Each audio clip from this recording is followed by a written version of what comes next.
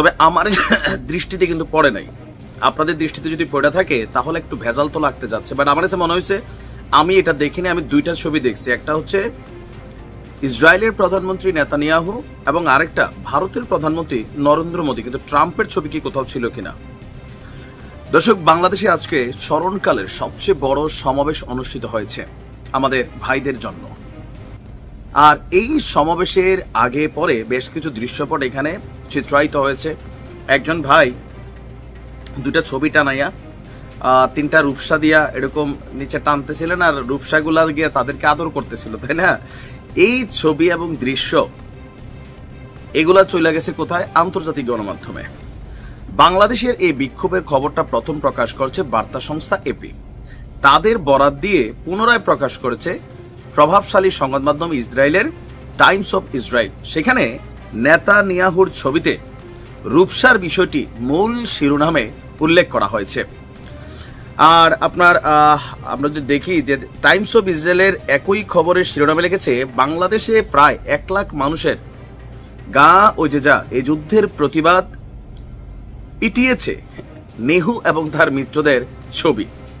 এই প্রতিবেদনে লেখা হয়েছে, হাজার হাজার বিক্ষোভকারীর বাংলাদেশের রাজধানীতে এই অভিযানের বিরুদ্ধে নিন্দা জানাতে র্যালি করেছেন।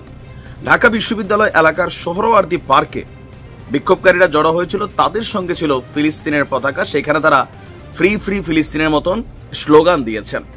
বিক্ষোভকারীদের অনেকেই যুক্তরাষ্ট্রের প্রেসিডেন্ট ডোনাল্ড ট্রাম্প, প্রধানমন্ত্রী নেতানিয়াহু এবং ভারতীয় প্রধানমন্ত্রী নরেন্দ্র মোদীর ছবিতে রূপসার ভালোবাসা দিয়েছে। র্যালিতে তারা প্রতীকী কফিন, হতাহত বেসামরিক মানুষের প্রতীকী পুত্তলিও নিয়ে এসেছিল। এপির প্রতিবেদনে বলা হয়েছে, এই জায়গাটাতে কিন্তু বিএনপির একটু প্যাচ দিয়ে ফেলছে। সাবেক প্রধানমন্ত্রী খালেদা জিয়ার নেতৃত্বাধীন বাংলাদেশ জাতীয়তাবাদী দল, ইসলামিক গ্রুপ এবং দলগুলো এই র্যালিতে সংহতি জানায়। প্রতিবেদনের শেষে বলা হয়েছে, বাংলাদেশ 17 কোটি মুসলিমের একটি দেশ, ইসরায়েলের সঙ্গে তাদের কোনো কূটনৈতিক সম্পর্ক নেই এবং তারা অফিসিয়ালি একটি স্বাধীন ফিলিস্তিন রাষ্ট্রকে সমর্থন করে। এখন এই যে বাংলাদেশের এই খবরটা ইসরায়েলের গণমাধ্যমে যেভাবে আসছে, ট্রাম্পের যোগ দিয়া আমি আসলে দেখি না। আপনারা যদি দেখে থাকেন, যদি ট্রাম্পের ছবিও থাকে, তাহলে এটা একটা কূটনৈতিক ইফেক্ট তৈরি হবে, এটা মাথায় রেখেন। কারণ কোথাও না কোথাও আমেরিকার সাথে বাংলাদেশের এই মুহূর্তে এই ইন্টারিম সরকারের একটা পজিটিভ সম্পর্ক তৈরির পথে। তার মাঝখানে এগুলা হলে আবার ওই যে ঘুরে ফিরে যে বাংলাদেশে একটা গ্রুপের উত্থান, দেখো এরাও তো এটা, বা এই যে আলোচনাগুলো বরাবর বাংলাদেশ নিয়ে হচ্ছিল, 5 আগস্টের পর অনেকে মুক্তি পাইছে যারা জঙ্গিবাদের সাথে সম্পৃক্ত ছিল, এরকম একটা কিন্তু জিনিস তারা তৈরি করার চেষ্টা করছে। প্রকৃতপক্ষে কে সঠিক কে ভুল এটা জানার দরকার নাই মোরলদের কথা হচ্ছে, আমার বিপরীতে আঙ্গুল তুলবা, আঙ্গুল মোচড়া দিয়ে দিব। নেহুর জানা উচিত সারা পৃথিবীর মানুষ তারে কি পরিমাণ রূপসার ভালোবাসা দেওয়ার জন্য প্রস্তুত হয়ে আছে।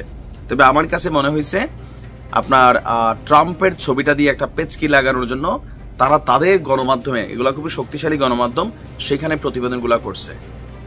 যদি কইরা থাকে ট্রাম্পের ছবি দিয়া, একটু তো এখানে মিস্টেক হয়ে গেছে।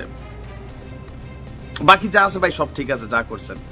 যাই হোক, বাংলাদেশের মানুষের এই যে অবস্থান, এটা যে তার কাছ পর্যন্ত পৌঁছাইছে এটা ভালো, বাট এখানে একটু পেচকি লাগানোর চেষ্টা করছে। কিছু রাজনৈতিক দলকে কিন্তু এখানে আলাদা আইডেন্টিফাই করা হয়েছে। ভালো থাকুন, আসসালামু আলাইকুম।